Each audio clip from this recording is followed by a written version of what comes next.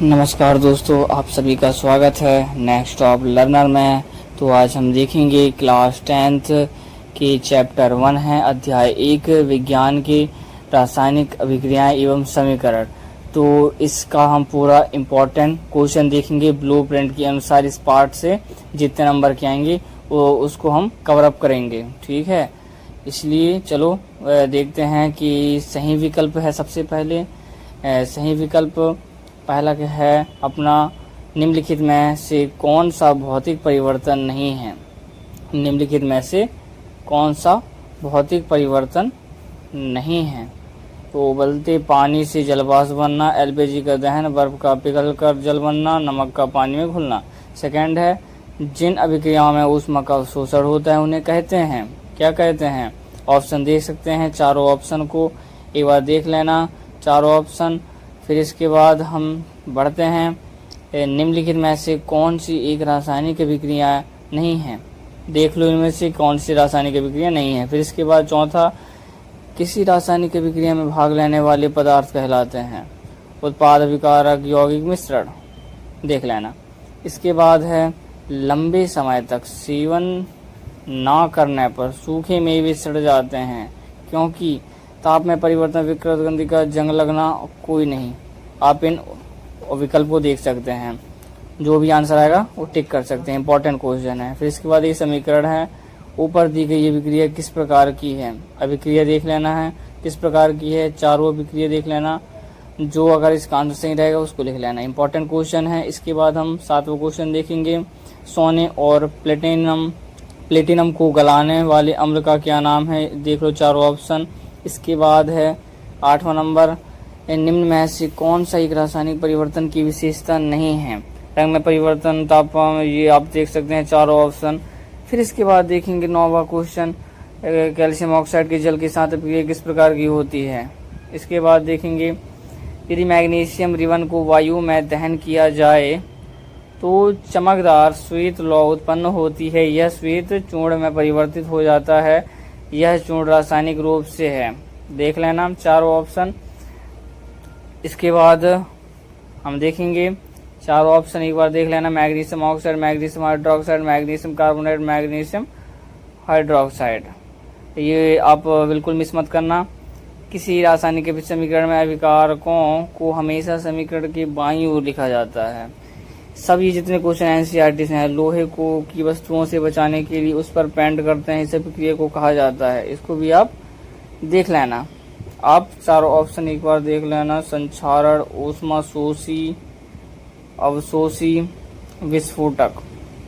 इसके बाद देखेंगे 2 नंबर के क्वेश्चन। 2 नंबर के क्वेश्चन अति लघु उत्तरीय प्रश्न है, ऊष्माक्षेपी अभिक्रिया किसे कहते हैं, एक उदाहरण लिखिए। फिर इसके बाद देख लेना, ये बहुत इंपॉर्टेंट क्वेश्चन है, ऊष्माक्षेपी और ऊष्मा शोषी, इन दोनों का एक उदाहरण लिखना है, ठीक है। उदाहरण लिखना है और परिभाषा लिखना है। इसके बाद बहुत इंपॉर्टेंट क्वेश्चन है, श्वसन को ऊष्माक्षेपी अभिक्रिया क्यों कहते हैं। ये कई बार बोर्ड एग्जाम में पूछा गया है, इसलिए आप इसको बिल्कुल मिस आउट मत करना। अवक्षेपण अभिक्रिया किसे कहते हैं, एक उदाहरण लिखिए। बहुत सरल क्वेश्चन है। अवक्षेपण अभिक्रिया किसे कहते हैं, एक उदाहरण लिखिए। अब देखते हैं विस्थापन एवं द्विविस्थापन अभिक्रिया में एक अंतर लिखना है, यानी परिभाषा ही को लिख देना है, अंतर और उदाहरण को भी लिख देना है। 2 नंबर का बन जाएगा। तेल व वसा युक्त पदार्थों को नाइट्रोजन से प्रभावित क्यों किया जाता है। इसके बाद है, ये भी इंपॉर्टेंट क्वेश्चन है, वियोजन क्रिया को संयोजन अभिक्रिया में विपरीत क्यों कहा जाता है। इन अभिक्रियाओं के लिए रासायनिक समीकरण लिखिए। इसके बाद है चौथा, कोई 2 संतुलित रासायनिक समीकरण लिखना है आपको, ठीक है। आप दूसरा, तीसरा, चौथा ये देख लेना। इसके बाद हम देखेंगे ये वाला, सिल्वर क्लोराइड को गहरे रंग की बोतल में क्यों रखा जाता है। आलू चिप्स के पैकेट को नाइट्रोजन से प्रभावित क्यों किया जाता है। वायु में जलाने से पूर्व मैग्नीशियम रिबन को क्यों साफ किया जाता है। Back to back most important question है, इसलिए आप इनको एक कॉपी में नोट कर लेना। दैनिक जीवन में संक्षारण के कोई 2 उदाहरण लिखिए, ठीक है। दैनिक जीवन में संक्षारण के कोई 2 उदाहरण लिखना है। रासायनिक समीकरण को संतुलित करना क्यों आवश्यक है। इसके बाद देख लेंगे पहला, दूसरा, तीसरा क्वेश्चन, और ये वाले को भी पहला देख लेना, दूसरा देख लेना, तीसरा। रेडॉक्स अभिक्रिया किसे कहते हैं, एक उदाहरण लिखना है। ठीक है, इंपॉर्टेंट क्वेश्चन है, बिल्कुल मत मिस करना। अगर आप 10th क्लास में हो तो बिल्कुल इंपॉर्टेंट क्वेश्चन है आपके लिए। चैप्टर 1 का पूरा निचोड़ है। रासायनिक समीकरण को संतुलित करना और रेडॉक्स अभिक्रिया कई बार पूछा गया है। इसके बाद हम देखते हैं 3 नंबर का, ब्लूप्रिंट के हिसाब से है, इसलिए आप देख लेना। संतुलित रासायनिक समीकरण किसे कहते हैं, एक संतुलित रासायनिक समीकरण लिखिए। फिर इसके बाद रासायनिक समीकरण को संतुलित करने की हिट एंड ट्रायल विधि क्या है, ऊष्माक्षेपीय अभिक्रिया के 3 उदाहरण लिखिए। विकृत गंधिका किसे कहते हैं, खाद्य पदार्थों को इससे बचाने के लिए कौन सी प्रक्रिया अपनाई गई है। इंपॉर्टेंट है सभी। जब लोहे की कील को कॉपर सल्फेट के विलयन में डुबोया जाता है तो विलयन का रंग क्यों बदल जाता है। इंपॉर्टेंट है। जब पोटेशियम क्लोराइड विलयन में सिल्वर नाइट्रेट विलयन में मिलाया जाता है तब अविलीय अवक्षेप बनाता है। यह किस प्रकार की अभिक्रिया है, इसका आप समीकरण लिख देना है। एक बार देख लेंगे आप, एनसीईआरटी मिल जाएगा आपको इसको। अगर सॉल्यूशन चाहिए तो कमेंट करना। इसके बाद है 4 नंबर के हिसाब से, विस्थापन एवं द्विविस्थापन अभिक्रियाओं में क्या अंतर है, इन अभिक्रियाओं के समीकरण भी लिखना है। फिर इसके बाद रासायनिक समीकरण को संतुलित करना देख लेना है। हाइड्रोजन, क्लोरीन, सोडियम जल, calcium hydroxide, carbon dioxide, zinc carbonate देख लेना। फिर उसके बाद अभिक्रिया पहचान कर उसका नाम लिखना है। जो अभिक्रिया है उनको आप पहचान कर नाम लिखोगे। ये 4 नंबर का हमेशा पूछा ही जाता है पेपर में। 4 नंबर का इससे, और 2 नंबर का जो डेफिनेशन है, उदाहरण है, वो आता ही आता है।